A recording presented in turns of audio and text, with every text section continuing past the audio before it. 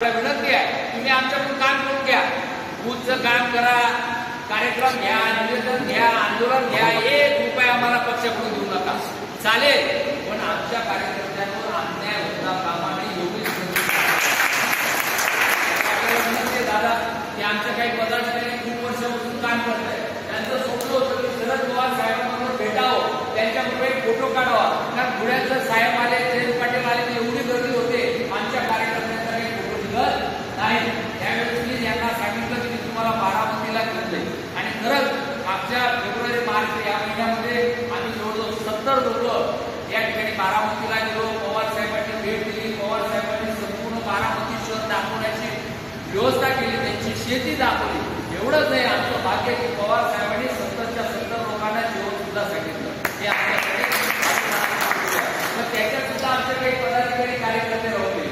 आमच्याही काही समस्या आहे, काही अडचणी या ठिकाणी आहे. माझी आपल्याला विनंती आहे की आता पुढचं आमचं ठरलंय की ऑगस्ट महिन्यामध्ये साहेब आम्हाला परत पवार साहेबांना भेटायला मुंबईला जायचं आहे, परत आम्हाला जयंत पाटील साहेबांना भेटायला जायचंय, आम्हाला राष्ट्रवादी भवन या ठिकाणी मुंबईचं पाहायचं आहे आणि आमच्या काही कार्यकर्त्यांनी बघितलं नाही. एवढंच हे झालं की आम्हाला विधानसभेचं कामकाज कसं चालतं याचा दौरा करायला पण मुंबईमध्ये आम्हाला जायचं आहे. फक्त आमची एक विनंती आहे की विधानसभेचे पासेस जे मिळतात ते आपल्या पक्षाकडून आमच्या 5, 50, 100 जे पण पदाधिकारी आमचे येतील त्यांना त्या पासची व्यवस्था तुम्ही करावं, कारण आमच्या मार्फत थोडासा त्रास होतो. तुम्ही जर सांगितलं तर लवकर पासेस आम्हाला मिळतील, तारीख आम्हाला मिळेल, अशी या ठिकाणी आपल्याला विनंती